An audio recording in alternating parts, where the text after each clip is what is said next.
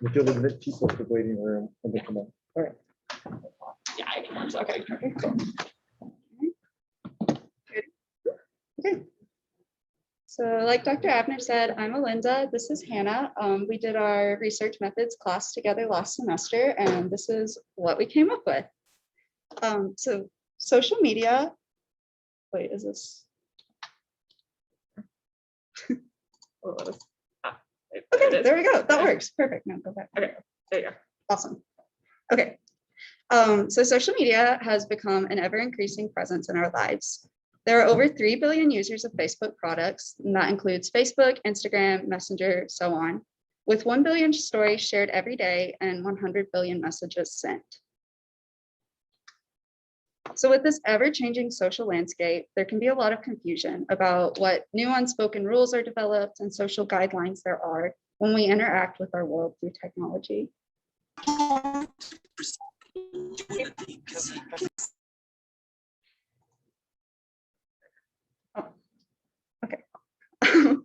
People's views on what is considered intimate is based on the context in which self-disclosure occurs and the nature of the self-disclosure. Self-disclosure is considered the process of sharing personal information with another person in a voluntary manner with the goal of deepening the intimacy of the relationship. The context that the disclosure is given in is extremely important for perceived intimacy. Intimacy is relative because there's no way to measure how intimate a disclosure is without also comparing it to previous disclosure and its levels of intimacy.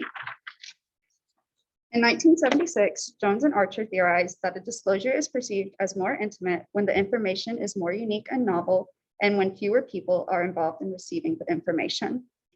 This obviously still applies to what we share today, especially in relation to social media. Private information is perceived as less intimate on social media networks because it's being shared with such a large audience. That doesn't work. Okay. The nature of the disclosure also has an impact on how a post will be received. Positive emotions have been shown to be perceived as more desirable, negative emotions less so. So we love an engagement post, but we don't really like divorce posts. An unsurprising study showed that young adults were more likely to share positive emotions on Facebook and negative emotions with their psychotherapist.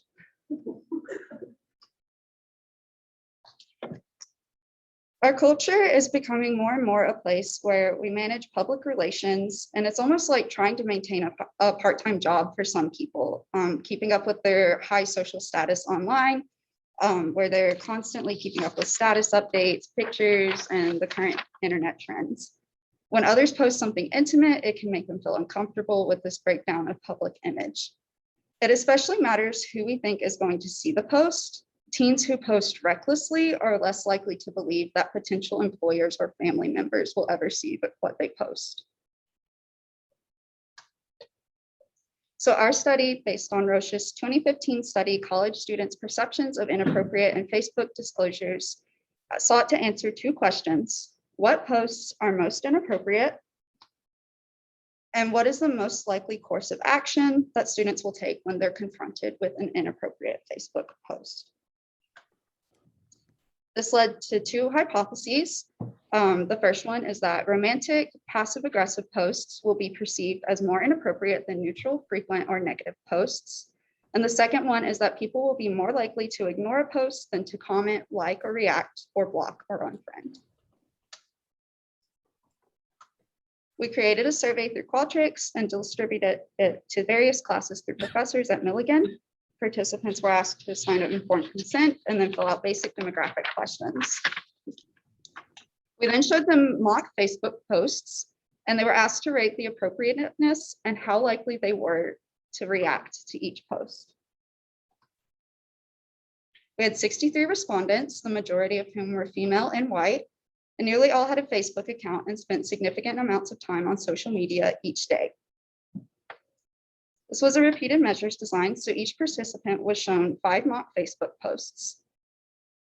We created the posts ourselves, and they were based off the study we were replicating. We used gender neutral names with no profile pictures, and gender neutral pronouns except for the romantic post because we felt like there wasn't a way to do that. That didn't sound awkward. So this is our passive aggressive one. Negative, frequent, frequent, frequent, and our neutral post. Okay. So they were asked to respond on a series of Likert type scales, how appropriate they would consider the post, and how likely they were to take each of the following actions. Like or react, comment positively, comment negatively, ignore, unfollow, and unfriend. All right, so the results of our study, back to the hypotheses. Our first hypothesis, like Alynda said, is that romantic and passive aggressive posts would be perceived as more inappropriate than neutral, frequent, or negative posts. So at the bottom of the screen, that's how we ranked them. So with neutral being the least inappropriate and with romantic being the most inappropriate. So our results supported our hypothesis in that romantic posts, 51.9% of our participants said that it was extremely inappropriate to post on social media. Our passive aggressive post, 42.6%, said that it was extremely inappropriate. For a negative post, it was kind of half and half, where some people thought it was somewhat inappropriate, some people thought it was somewhat appropriate, and some people felt kind of in the middle, just being like, it's whatever. Our frequent posts, only 1.9% of participants said that it was somewhat inappropriate. The rest labeled it either neutral or that it was appropriate. And for our neutral post, none of the participants said that it was inappropriate. Saying happy birthday, mom, I guess was not offensive to anyone. So our second hypothesis was that people would be more likely to ignore a post than they perceived as inappropriate, rather than to comment, like, or react, or to block or unfriend anyone. This hypothesis was not supported. None of our post types were ignored at a statistically significant level. So everyone said that they would do something in response to the post. We thought it was interesting that when it came to liking or reacting, passive aggressive posts were the only posts that people did not at a statistically significant level say they would respond to. We think this might be because with passive aggressive posts, that might liking or reacting to it might be a sign of like siding with that person. So people may just want to remain neutral on kind of passive aggressive and petty things online. We thought it was interesting as well that frequent posts were the only posts at a statistically significant level that people said they wouldn't unfollow someone because of. So that was the only one that people were like, no, we're not going to unfollow you because you post a ton. Probably because we all have people on our news feeds that post a ton. Like there's always going to be people who are going to post their lunch and their breakfasts and all the things. And if we unfollowed every single person, we might be left with few friends. We thought also it was interesting that romantic posts were the only one that people positively said they would unfollow, even though it wasn't statistically significant. The rest of the posts, it all landed negative. This supports how romantic posts were perceived as the least appropriate. So the limitations of our study were our sample size, for one. We only had 63 participants. We would have liked to have gathered more, but that was just who responded to our call for participants. It's also hard to say how generalizable it was, since most of our participants were white females from a middle income bracket, because all of our participants were from Milligan College. University, pardon me. So it's hard to say. It probably would not generalize to the population at large. They were also all college students, so we can't say anything about various other age groups. Another limitation was that we did not do trial runs on the news feeds. So we based our news feeds on the previous study. So we like reworded them slightly to make them sound a little less awkward, because some of them sounded really awkward. But overall, we didn't do any trial runs, but the previous study did. For future research, we think it would be interesting to look at other social media platforms to see if what's appropriate, perceived as appropriate on Facebook is the same as what's perceived as appropriate on Twitter or Instagram. Also, it'd be interesting to see if among different age groups it varied. So to see what's appropriate to our grandparents is the same as what's appropriate to us. We assume it wouldn't be. We also thought that it was interesting, like we said about passive aggressive posts, that people kind of stayed away from that and didn't want to respond to those type of posts. So it might be an interesting vein of research to see if those trends continued. And then also just looking at different topics such as politics and religion to see what people thought was appropriate in other areas. So that was our study, if there are any questions. You go back to the romantic post again. I didn't quite see that the romantic post was really clear. Oh, so sorry.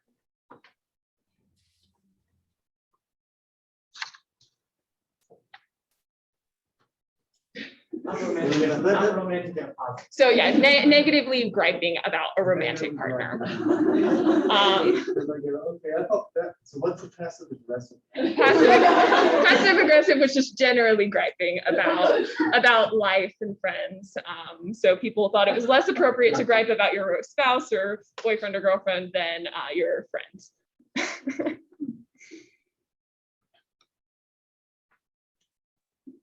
So do you think that if your romantic post says something positive, you know, like, oh, look how cute my partner is, like, do you think they would get different results? Oh, Yeah, definitely. yeah, I think so for sure. Like I talked about in the beginning, just positive posts are generally received better than negative posts, but yeah, that would be interesting. So we did our study based on the 5 categories that the previous study had determined in posts, and they took it as negative romantic. I'm sure there are more types of posts that are obviously out there than just the 5 that they labeled, but I'm sure positive romantic people wouldn't really have a problem with. I love you so much. How did your results compare? You kind of mentioned that 2015 study that you all kind of, so was this kind of confirmatory of those results, or like how positive? Yeah, our results were very similar to theirs. I want to say that the only thing was different about ours is that we got that negative posts were higher than frequent posts as perceived as inappropriate. They got it the other way around. So they got that frequent posts were less appropriate than negative posts. So it's hard to say if that's just culture times moving forward, we're more okay with people posting a lot, or if it's just the sample that we had. I would also think would be interesting because I find that more and more college students are moving away from Facebook. So even this 2015, I guess we get farther away to see how people are changing because social media is even more ubiquitous than it was in 2015. And they're all more alternatives too. Yeah, definitely. Excellent presentation.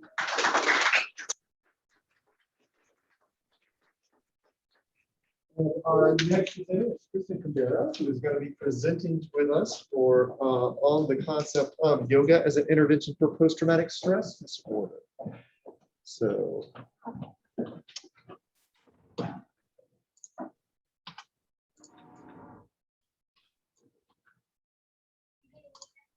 And while she is doing that, are there any other questions or comments about the past research?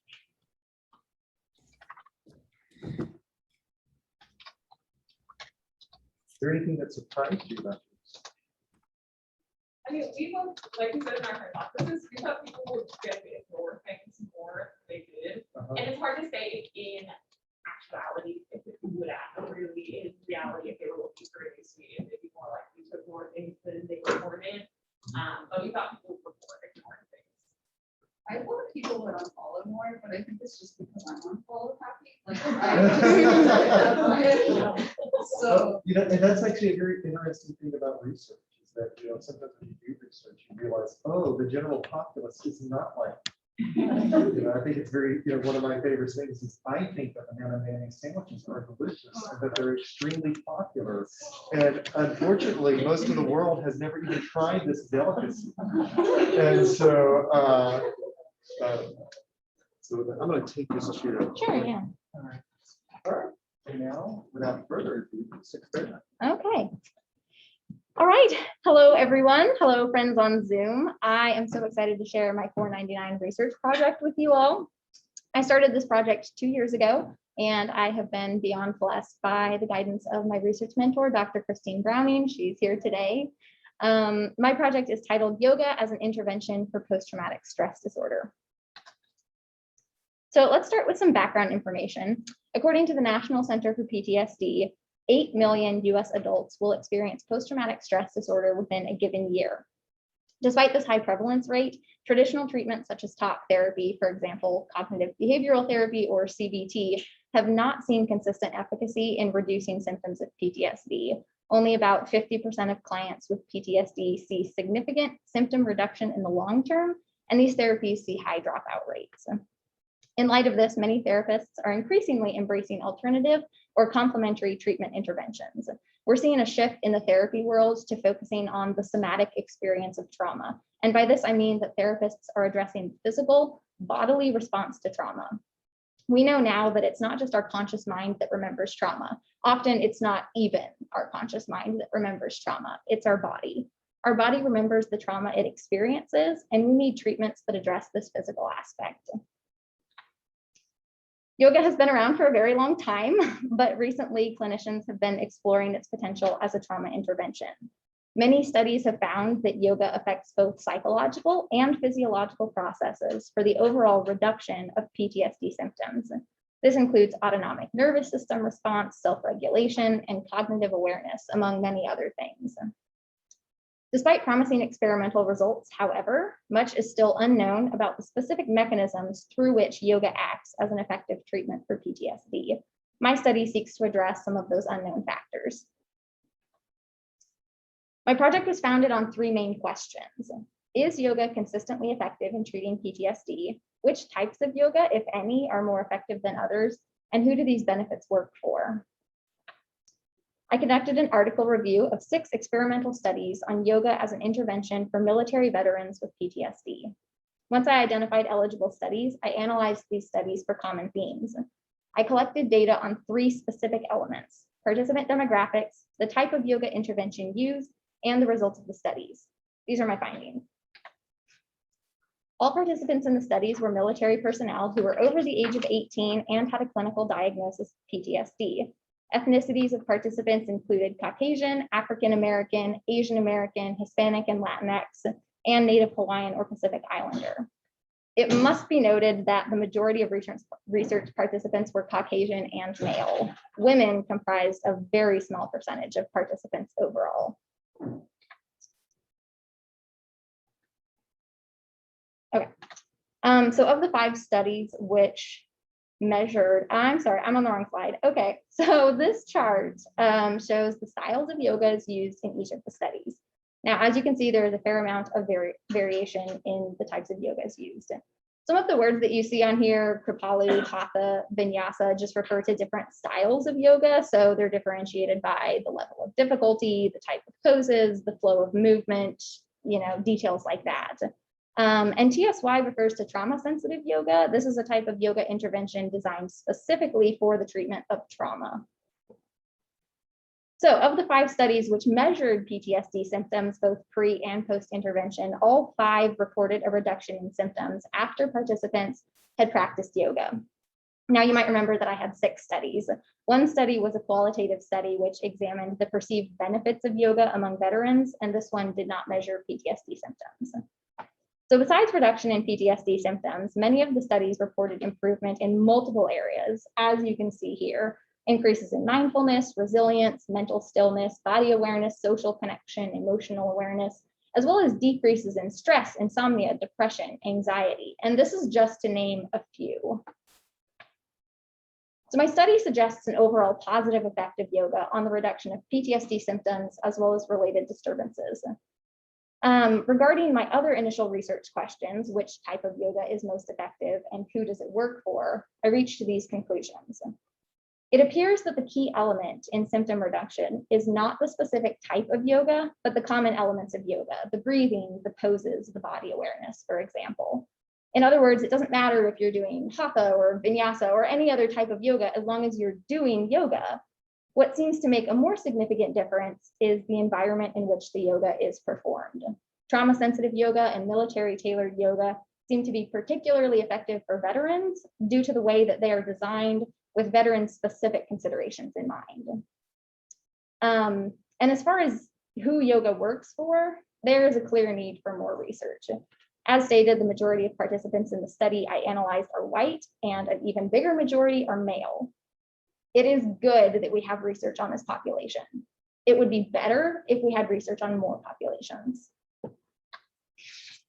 So the limitations of this study include a small sample size, as well as design limits within the participating articles themselves, such as high dropout rates, reliability flaws, and as we've already discussed, participant inequalities.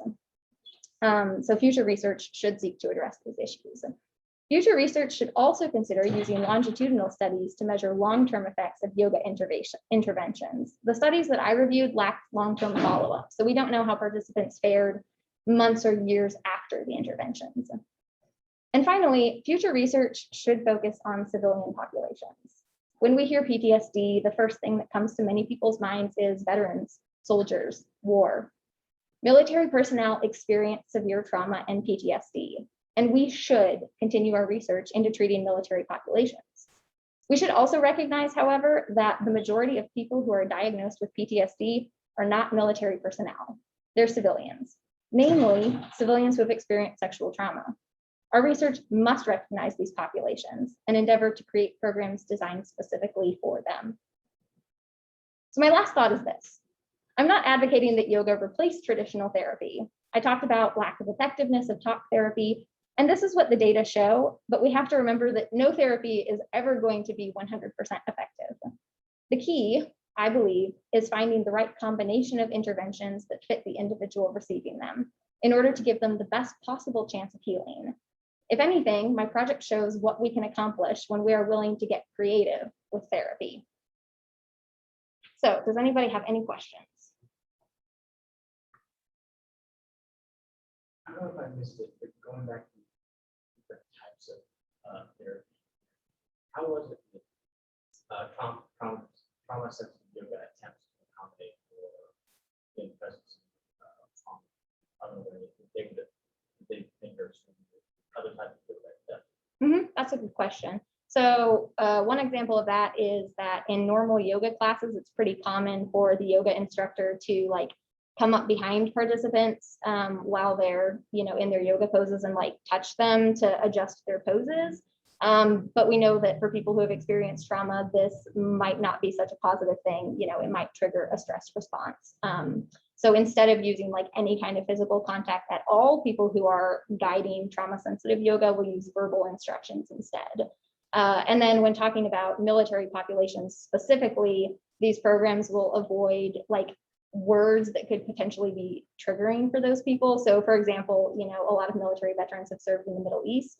A lot of yoga is based traditionally from the Middle East or, the East in general. And so like they use a lot of words in Middle Eastern languages, and programs made for veterans will kind of steer clear of those to avoid elements that they might find triggering. Are you seeing any rise in the number of studies that are being done for people who are for more civilian populations?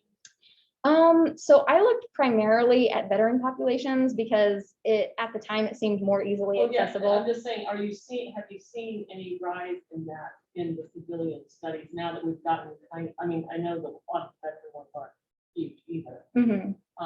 But I would just, I did this is a topic I've researched because of something else I do. And so I've seen lots and lots of studies on veterans with PTSD, and I know yoga's been a hot topic. And I'm just curious if it is moving into some of the non-military applications. People are starting to research that. Yeah, I would guess that it is, and I don't have data that backs that up, but I've seen more discussion and more awareness around, first of all, PTSD for civilians in general, but also treatments that focus on civilians. I think we're branching out and recognizing that PTSD affects a lot more people than just military veterans. So I do think that it's becoming more broad.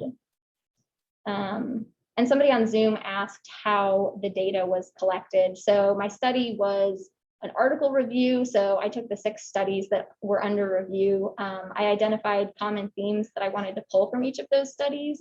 And I have charts and graphs that sum up that data, like this is the data on participant demographics. This is the data on the results of the study. And Dr. Browning is probably more knowledgeable of this research base, but I know that particularly in terms of child and adolescent trauma, you're seeing a number of articles coming out that are examining that and that population. And like a lot of things that engage any kind of mind body awareness. We typically see some positive effects from it. Very somatic.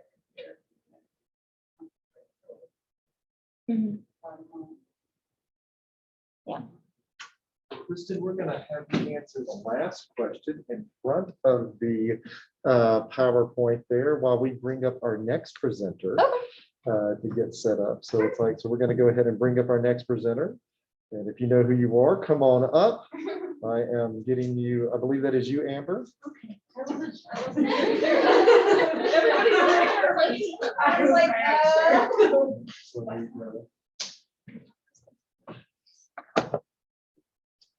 if I'm wrong about that, then we've just gone off script.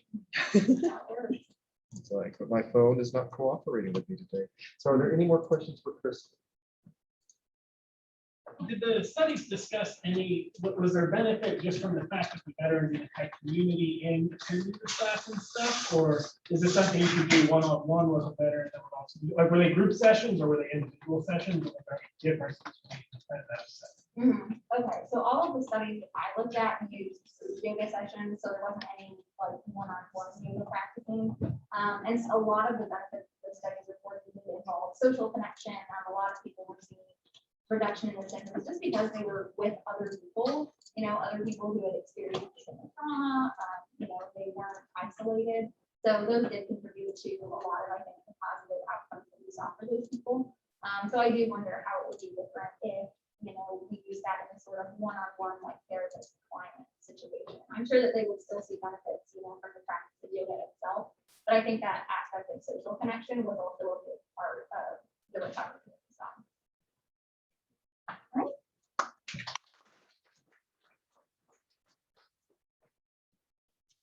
Okay, so my name is Amber Mitchell, and my 499 under the advisement of lovely Dr. Abner was on the impact of virtual reality technology on public speaking anxiety. And so before I dive into what my actual research looked like, I'm going to give you a little bit of background on what virtual reality therapy can look like, as well as different forms of VR. The therapy, two different specific types are avatar therapy and then deep. Avatar therapy is designed for individuals who experience auditory hallucinations. A lot of times this is people with schizophrenia, but not always. The design of this is that a visual representation of the voices that they're hearing is created in a virtual reality monitor. And this is controlled by the therapist. The idea behind it is that the individual who is experiencing these hallucinations is able to visualize and confront the voices that they're hearing in their head, with the intention of that would then allow them to potentially reduce the intensity or even all out eliminate the hallucinations by giving them the power to confront that. In addition, on a different level is deep. This is a virtual underwater experience. It's created for anybody who has sort of regulation issues.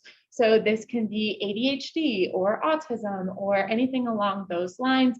The app itself, using the virtual reality therapy, will measure the diaphragm expansion, and the further the diaphragm expands, the easier it is for your body to regulate any levels of stress or anxiety. And so the more that the diaphragm expands for the client, the easier it is for them to move through the game. Now, those are both pretty high tech. Those kind of require the use of a therapist and a little bit more advanced technology, but virtual reality has so many different forms. The most inexpensive and accessible is Google Cardboard. It is literally $7 and you can order it online. Most people have smartphones nowadays, and so you can download apps and put that right into the Google Cardboard. The one that I use are actually these goggles here. They're not very fancy, but I got them from Amazon, and you insert a phone into here as well with a virtual reality application. Now, these apps have a ton of different forms. As you can see on the screen, Limelight is one that is used for fear of public speaking. Arachnophobia, go figures, for fear of spiders. Richie's Plank experience is for fear of heights. And then the one that I actually used in my research is entitled Virtual Speech. It's available Google Play, Apple App Store, whatever. It has a variety of different simulations that the participant can choose from, whether it's a classroom, a conference room, a boardroom, a theater, whatever situation is best for them to practice their speech in is available to them. So my hypothesis is that a student who experiences mild to moderate public speaking anxiety will be significantly reduced with the use of virtual reality therapy. The methods, my participant was an individual in a Milligan University speech class. No demographics were taken other than the fact that he is a male who self-reported feelings of public speaking anxiety. The actual procedure went right along with the procedure for the speech class that is required by Milligan students. The first thing was the participant filled out a questionnaire. And then they partook in a speech lab, which is where students who have taken the class before know that you meet with one of the teacher's assistants and go over your speech prior to actually giving your speech for a grade in class. Then the participant used these goggles with the virtual speech app and went through their speech again with me the day before they gave their speech in class, followed by yet another questionnaire. And then they gave their speech in class for a grade with one final taking of the same questionnaire. Now, this questionnaire itself sought to understand not only how the participant was feeling, but the physical reactions, the thought processes of during the speech, but also in preparation for the speech. It used a 5-point Likert type scale, and some questions asked for a positive response, and those were then reverse scored so that the higher the score, the higher anxiety. There were a total of 35 questions. A couple examples on the right side of the screen are some of the negative questions. I perspired just before starting a speech. I'm in constant fear of forgetting what I'm prepared to say. My hands tremble when giving a speech, and I do poor on speeches because I'm anxious. On the left side are some of the positive questions that would then be reverse scored. So I feel relaxed while giving a speech. My mind is clear while giving a speech. When giving a speech, I can control my feelings of tension and stress, and I feel that I'm in complete possession of myself while giving a speech. These are just 8 of the 35 total questions that kind of give you an idea of how the questionnaire sought to understand all aspects of anxiety when it comes to public speaking. As far as the results, the participants' anxiety was highest after the virtual reality experiences, followed by giving the speech for a grade, and lastly before the speech lab. And so to give you kind of a visual sense of what that looks like, these go in order chronologically. Before the speech lab, the score was 124. Then after the virtual reality experience, it jumped up to 150 and then back down to 129 after the graded speech in class. So obviously my hypothesis was indeed unsupported, but can kind of be explained by the natural process of giving a speech. When the questionnaire was first taken, the speech was way off in the distance. It wasn't even a concern of the grade because the participant hadn't even thought about it yet.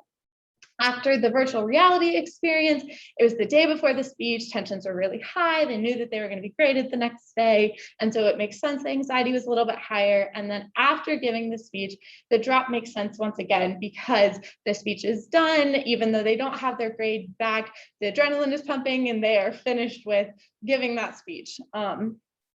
While you can't necessarily draw any conclusions from my research because my hypothesis was not supported, there's still potential benefit to have virtual reality as a tool because it is so accessible. I mean, you don't even necessarily need a fancy virtual headset to be able to find benefit in this.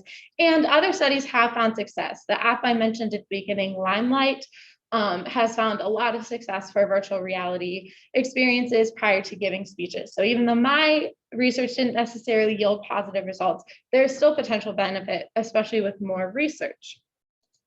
In terms of things that can continue to be researched, it would look specifically at how the rehearsal of a speech, but also the familiarity with the topic could impact the anxiety, because the more you know about a speech, the more you practice it, the more comfortable you're going to be. And then in turn, the more confident you would more likely be, and therefore less anxious.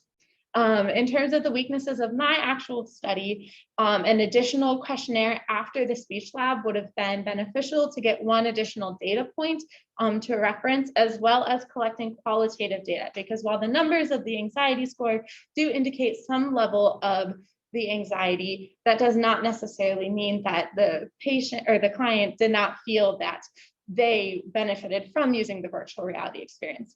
And just like Kristin, I don't think that virtual reality therapy or technology will ever be a replacement for therapy, but I think it can have not extreme, but beneficial things with the potential of more research. So any questions, comments? And I added for you, Dr. Mills, concerns. Amber,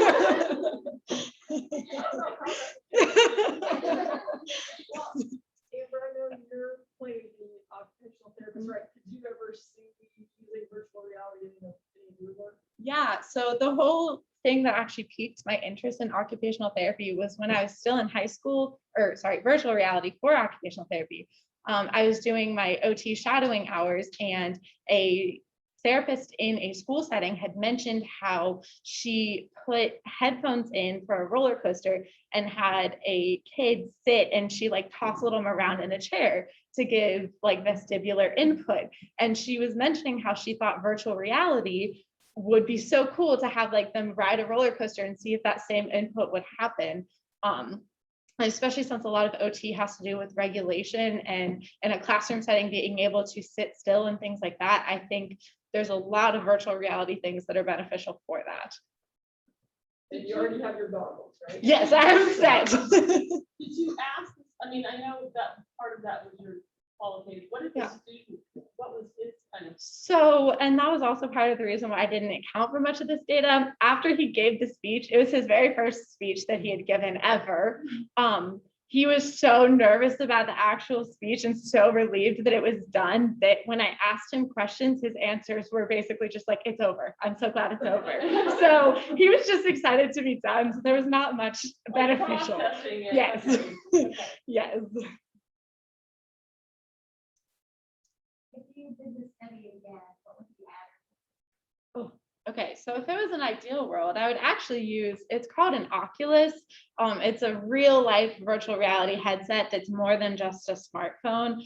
And so I would love to not only have more than one participant be able to use an Oculus with a well-designed and well-processed app that is designed not just for a simulation that you can practice, but something that has like designed for the anxiety itself, other than just a practice tool. I'd love to do that with lots of time and lots of money. Maybe you can create one. Yeah.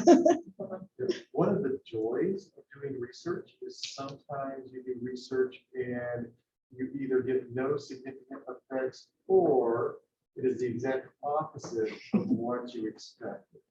So I'm curious as to, if that was the case in your situation. Yeah. How was that for you, and what did you learn from that?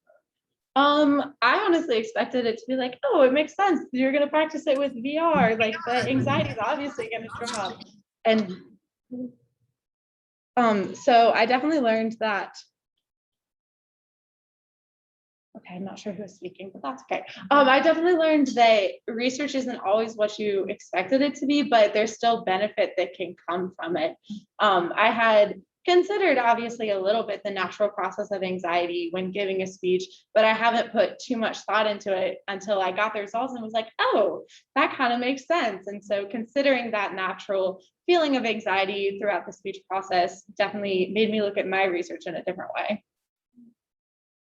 Excellent. We have time for one final question as Alexis gives her presentation up. So one final question.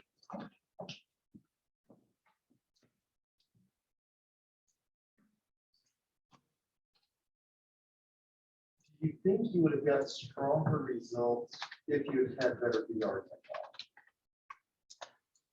I'm gonna say no, because I feel like a lot of the results came from the fact that it was the first speech that he had ever given, and he was anxious, and I don't think better VR technology would have necessarily changed that too much more, just because the screen he was looking at was nicer, I don't think it necessarily would have altered his feelings anymore. I mean, it would be interesting to have participants who've had a little bit more speech. Possibly, that would Yeah. also change the equation. Yeah, absolutely. Interesting enough, just in your fact of giving this speech exposure. And so it's one of those things that's hard to take. Typically in single participant research, you take multiple exposures, multiple baseline measurements, but you really can't do that at this because the baseline measurement itself is an Yeah. intervention. Well, that was an excellent presentation. Well, we are happy to welcome Alexis Terrell, who's going to present on college student peer perceptions of alcohol use amid alcohol use policy changes. Okay, hello everyone. My name is Alexis Terrell. I was very interested in this topic because I was thinking about doing addictions counseling, and I thought, what better time to do an alcohol study on students than in the middle of a policy change? Of course, I didn't, confound the pending academic or pandemic, but things happen. So I did my study on peer perceptions of alcohol use. So this study is sort of a mixture of viewing how often students at Milligan drink, also viewing if they thought that the policy change had any effect on how much they drink, and also looked at how much their friends and roommate drink, and if that has anything to do with how much that they personally drink. So I figured we would start with a couple little factoids. So I'm sure it comes to no surprise that college students are now considered part of the heaviest drinking demographic in the United States. And the numbers of drinking among college students are only rising as students are starting to drink at younger and younger ages.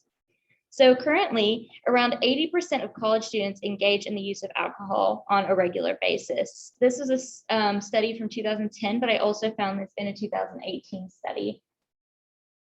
And around 70% in a 2012 study reported drinking within the last 30 days. Around 40% of college students also meet the criteria for binge drinking and or alcohol abuse, while around 60 to 80% of students experience alcohol-related harms from other students, and this does include those who don't drink themselves. Also, 3 out of 5 colleges do not implement any type of comprehensive alcohol policy prevention strategy. So some of the theories that I saw in my research were Bandier's theory of social influence. I'm sure most of us are pretty well aware of the social cognitive theory, but this kind of looked at how media affected social cognitive theory as well as direct forms. So where we'll focus on is the direct forms. However, as far as socially mediated goes, this pertains to gaining guidance and social support through an individual's link to social media networking. And this can also include alcohol marketing. One really cool fact that I found was that pro-drinking references are 30 times more prevalent than negative drinking references when it comes to television shows and movies. So if we look at direct effects of the social cognitive theory, we can see that this is a way of teaching new forms of behavior, but it also allows us to create motivators in others by altering their individual perceptions, expectancies, and preferences. So my study specifically was on Milligan University students. So in 2020, Milligan University decided to change their alcohol policy. The original policy ensured that not only that Milligan was not only a dry campus, but that Milligan students could not drink at all during their time at Milligan, regardless of their age, without facing repercussions. So the new policy allowed students of legal drinking age to drink off campus without repercussions. However, Milligan still remains a dry campus. Using an anonymous survey of 240 students enrolled in Milligan's undergraduate or graduate programs, this study sought to answer the questions: has the change in alcohol policy had an effect on the use of alcohol by Milligan students? And does peer use have an effect on an individual's drinking habits? So these are the demographics of the study. The survey was participated by 240 Milligan students. And as you can see, a lot of them were actually graduate students or older students. So we had around 20 that were 18 years up, 18 years old. And then we had about 40 across the board for each ages 19, 20, 21, and 22. And then for those 23 and older, we had about 70 participants. So out of the participants, we had 133 females and 104 males, and 3 participants decided not to disclose their gender identity. We also had 13 international students. So one thing that I looked at in my study was extracurriculars. We thought maybe if a student was more involved, that they would drink less. We didn't actually find this at all. Students that were involved in one or more activities were likely to drink about the same amount as those who were uninvolved. So as you can see, we did have a high percentage of athletes. I think one of the things that caused this was that I sent out an email to all the coaches, hoping that they would send it to their students and those on their teams, encouraging them to participate so they could figure out what the research was. And this was aimed that way because a lot of research that's done on alcohol studies in college students has to do with athletes specifically. However, we actually did not find that athletes drank at a higher rate than any other students. We also had students who were involved in theater, music, art, photography, news journaling, SGA, and then we had some that marked other. And you could also pick more than one for this category. So as far as the findings go, the perceived effect of campus-wide drinking, most people believe that there was no change. And a little over a quarter of students thought that maybe the campus-wide drinking due to the policy change had increased. And a couple of people actually thought that maybe it had decreased. So this is after their perception of how much other people. Yes, this is their peers and campus-wide. Now, this next one particularly, this was what they believed the policy change had on their personal drinking. As you can see, we probably see a little bit of bias here. Only 1% of people thought that maybe their drinking had decreased. However, only 7% thought that their personal drinking had increased when it was 29 as far as campus-wide goes. And then 92% saw no change in their own personal drinking. And of course, it's important to keep in mind that this is perceptual. We didn't ask them, how much are you drinking before, March 2020, and then how much are you drinking now? We just asked them if they believed that they had been drinking more.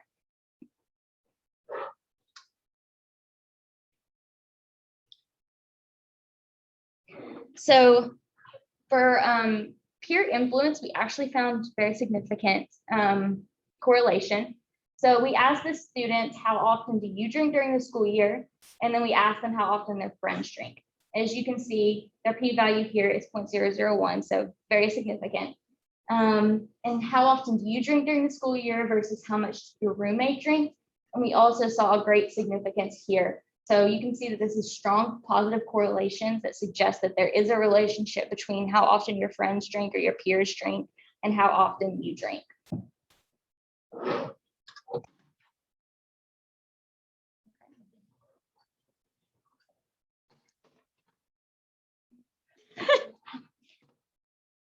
Okay. So we also asked, how often do you drink during the school year? And I thought this was interesting to break down between those who were under 21 and those who were 21 and older. So for those under 21, they're in the front row.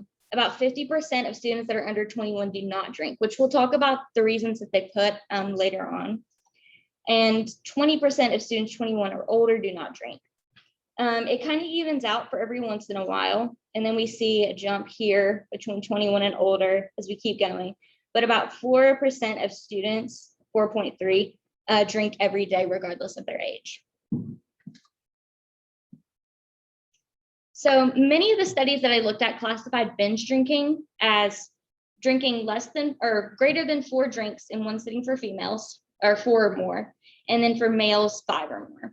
So I kind of got my data a little mixed up here. So I didn't look at male binge drinking specifically. However, we can see that about 11.8% of females are considered binge drinkers as far as Milligan students go. And then about 20% or 21% of males are drinking 4 or more drinks. Well, we can't conclude that that is the percent of males that are binge drinking, we can see this is quite a bit of alcohol to be drinking in one setting. Is that 11% of students or is that 11% of students who drink? 11% of those who drink.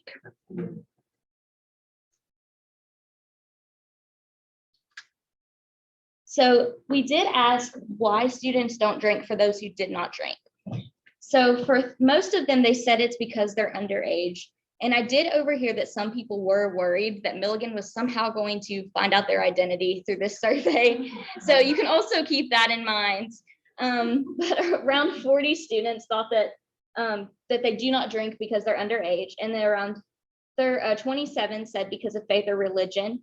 And then we had 20 that said because they would get in trouble with Milligan, 20 said for other reasons, and then it kind of goes down from there. We did find it very interesting that faith and religion was actually a pretty big category for those who do not drink. So our findings did line up with a lot of the theories of social influence in drinking in college-age students. And while most studies did find that athletes drink significantly more than other students, our study only found that they drank significantly more when it came to binge drinking. And so actually Will Fry did a study in 2010, which you can look that up. His study had to do specifically with athletes, and it was actually a Milligan study. But he found that athletes did drink more than normal students. However, we didn't find this in our study.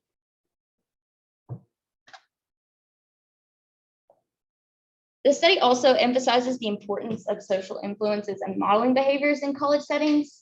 And it also shows that college alcohol policies may not have as large of an effect as we had previously thought, at least the type.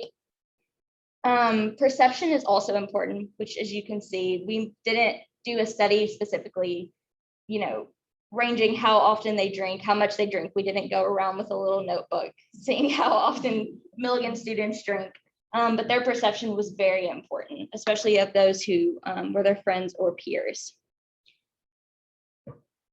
Ideally, there would have been a study performed before the policy change and then after the policy change if we had kind of seen that coming or thought about it beforehand. So if that's happening to other colleges, that's definitely a recommendation that I would make. And this did reflect self-reported memory rather than, current time. So that's also something to keep in mind. So I just want to say thank you to Dr. Drinnon. She was my mentor for this. And we also had a lot of participants. So I'm very thankful to all who participated.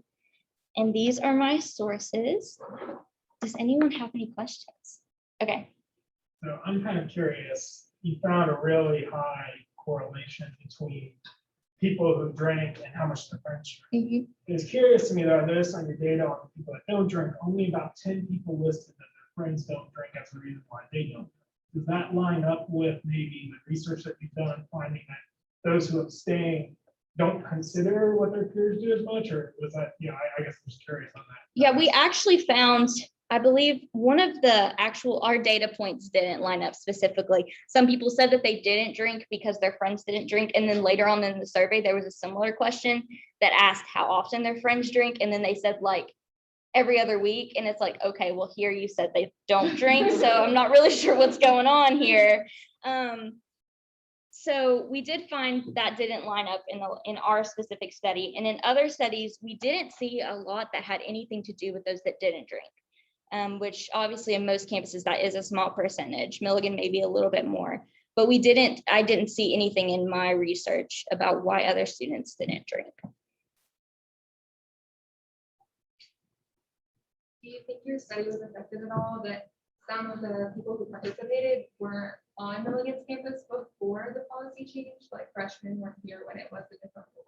Yes, we actually found that about 25% of students didn't know that there was a policy change at all. So that was very interesting, which we did probably contribute. We did have a lot of people that were under or 18 or under.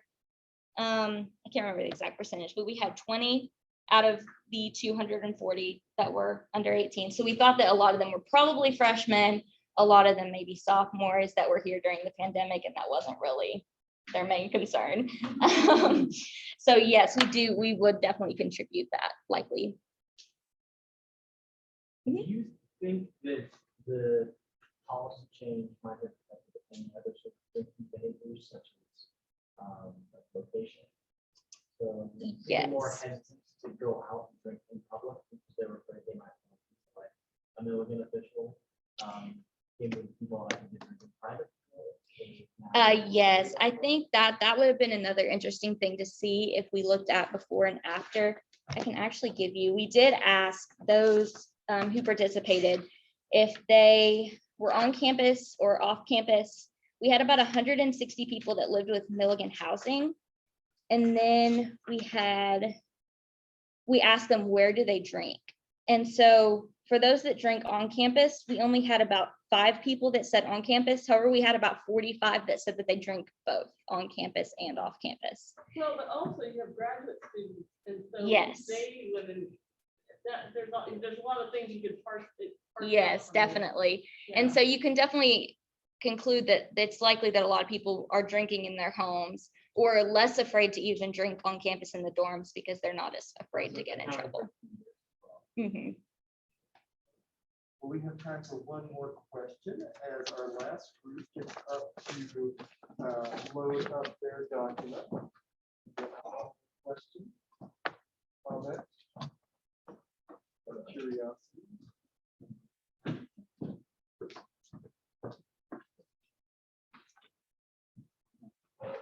I was actually intrigued by the fact that you only had 20 students say that faith was not a part of their decision, and having grown up on the Capella Church of Christ, which is very much a teetotaling church. It is. And the fact that roughly about a fifth of our students report to be Baptist, and Baptists would be totally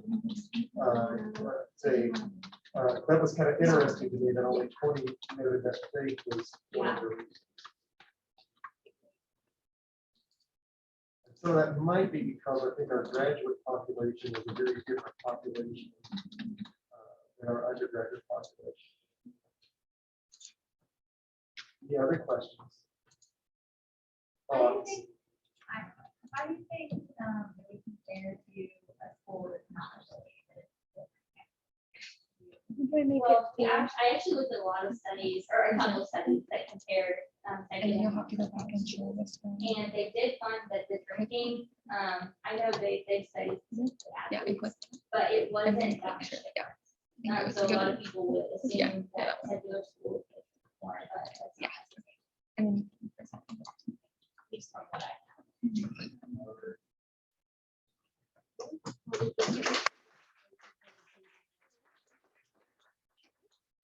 We're going to go to pet versus human psychology and moral dilemmas with Christina, Breanna, Herandy, and Jen. Hello, everybody. Thank you for your attention. Our research study is called Pets versus Humans, Psychology of Moral Dilemmas by Jeston, Christina, Bree, and myself, Herandy. So we were inspired by the research study called The Effects of Age, Sex, and Sex on Saving Pets Over Humans. So we wanted to replicate this, the psychology behind moral dilemmas. We were also intrigued by the trolley dilemma, which is a scenario of a train coming and you have to pull the lever either to kill one person or to kill 5 people. So that's like an interesting exercise that's really hard for people to answer.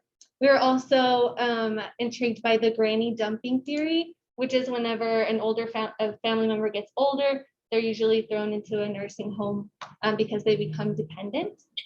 And so our research study, for our research study, the hypothesis we went with is if a person is given a scenario where they must choose to save a pet over a human, then they're more likely to choose a pet the older the person is.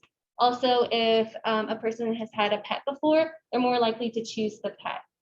Now with Bree, with more information. So we went about this by asking 109 18 to 22-year-olds, and we did this by asking professors in the psychology department to distribute it out to their students, and we also were able to ask our friends to take it that were between that age range. And so they were presented with one of the 3 scenarios, and it says, if you do not own a pet, imagine you do own a pet for all of the following scenarios. A bus is traveling down a busy street. Your pet runs out in front of the bus. Unfortunately, at the same time, a human crawls out in front of the bus. Neither your pet nor the human has enough time to get out of the way of the bus.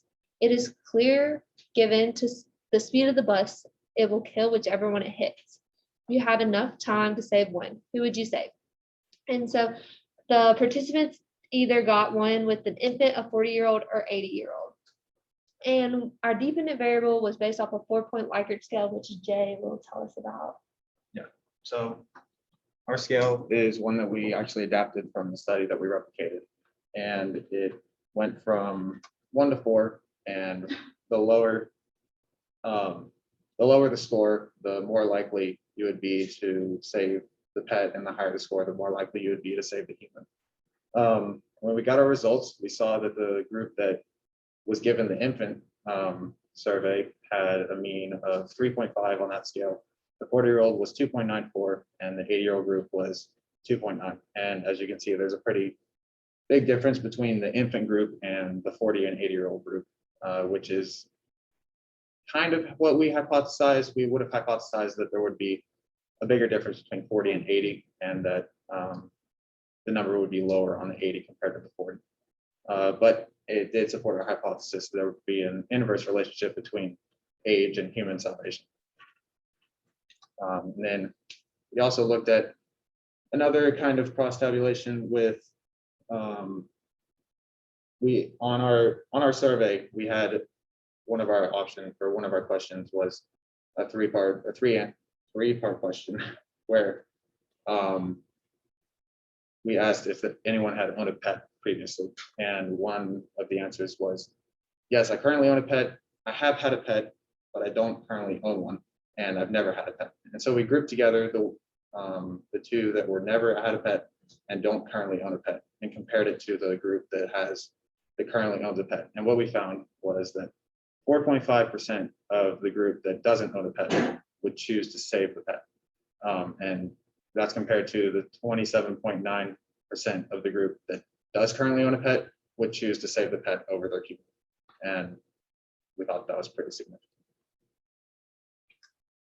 Alrighty, so both of our hypotheses were supported, both the age of the person playing a role in who they would save, and if they currently had a pet, that they would save the pet. Our findings also supported the other studies we researched. So the one that we replicated, their findings were the same. And also like this studies we looked at about granny dumping and trolley dilemmas and stuff, they also found the same research that we found. So some limitations within our study is our age range. We only looked at 18 through 22, and that could potentially cause some biases towards older ages. They might not be able to relate as much with an 80-year-old as they can with an infant. And then also most of our respondents did have pets.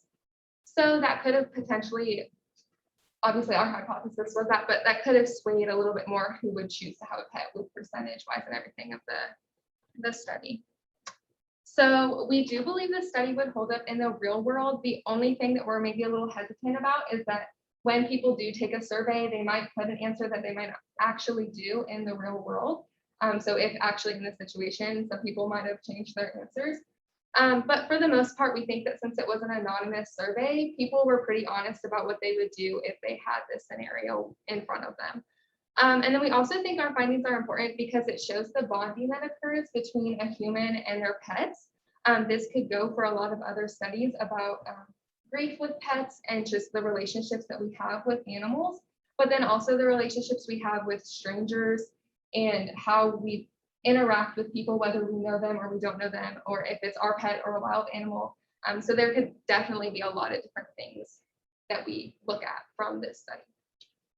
In conclusion, our findings were reflected from the original study that we replicated, and we just wanted to thank Dr. Drinnon and Alynda for helping us research this class.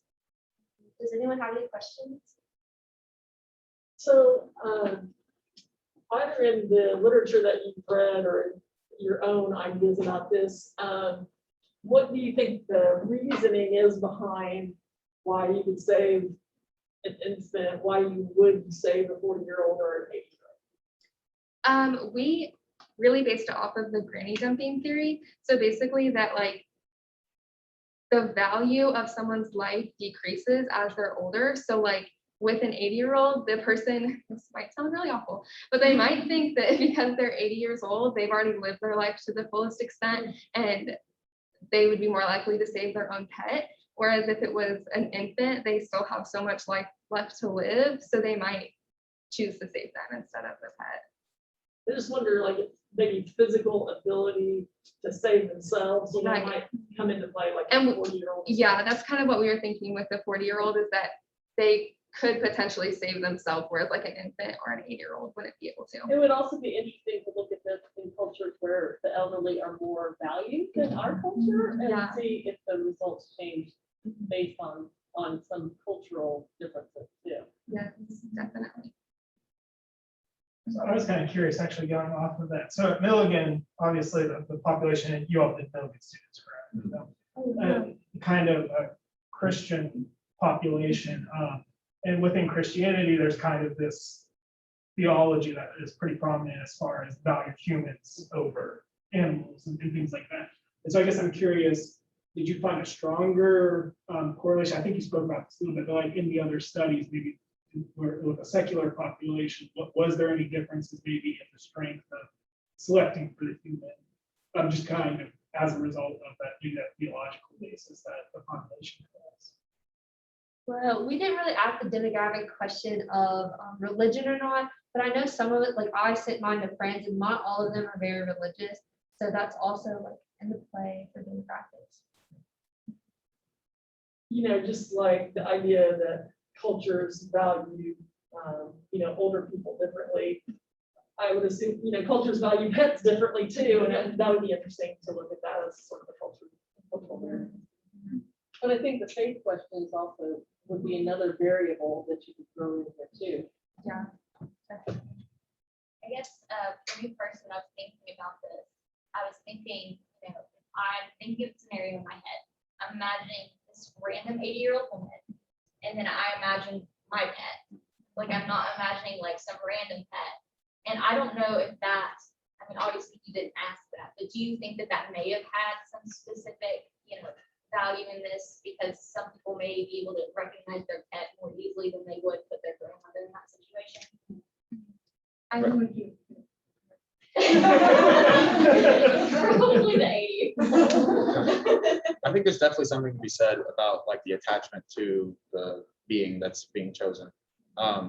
Because if you have a stranger versus a pet that you've known for however long, I mean, you have more attachment to the pet. And then it calls into question whether or not we're actually considering the value of the objective value of human life versus the objective value of pet life, because there's that bias of attachment. Yeah. Well, and to a certain degree, the question is, at what age do we value just human life over our own attachments? In this scenario, because we do get more people who are going to say the infant. They're not, you know, they will let the 40-year-old and the 80-year-old die, but they won't let the infant die. And some of it is, you know, I can very much see that you're looking at attachment versus, you know, sort of value of life, as well as what's a 40-year-old doing crawling in front of a truck? You know, it's like, dude, you're crawling in front of a bus. You must have done something that, you know, got you there. So I think that's it would be interesting if you had that person's your relative. Yeah, we actually, one of the studies we looked at, they looked at, instead of like the age of the person, your relationship. So they looked at like your best friend, your grandma, like different things like that. And like, or versus like a complete stranger. And they did find that like, if you had more relationship with the person, you would pretty much always save the person. But rather because than, yours was a very generic term, it wasn't a Right. specific, not thinking of a specific, you would Right. say, you know, your grandma, Mhm. just an 80-year-old. I was also thinking that we can know what the done. That's not so central to life. Consider it part of the family. Not even go back to it. right. I think someone on Zoom is trying to ask a question, but Bring up the Zoom. Go ahead and hit end share. Stop share right up there. You should be able to get the chat. So more people chose their pet instead of the person. Uh, So I think they're asking, what was the percentage of people who chose their pet versus choosing the person? You know, was it about 1 in 3? About 30%? Yeah. If they had a pet, then yeah. If they had a pet. Mhm. Whereas if they didn't. That was the data collected for the study. I think so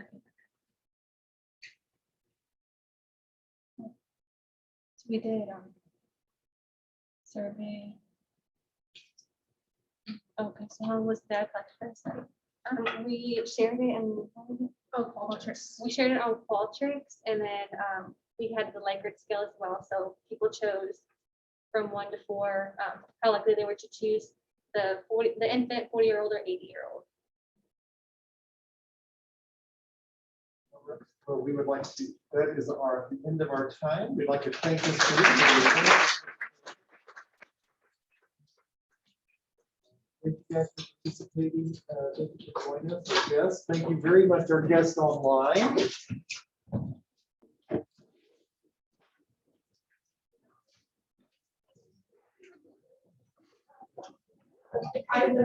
That's okay. Very much want to thank our guests online for joining us today. Thank you for supporting the research here at Milligan University. Good job, John Paul. They're all gone.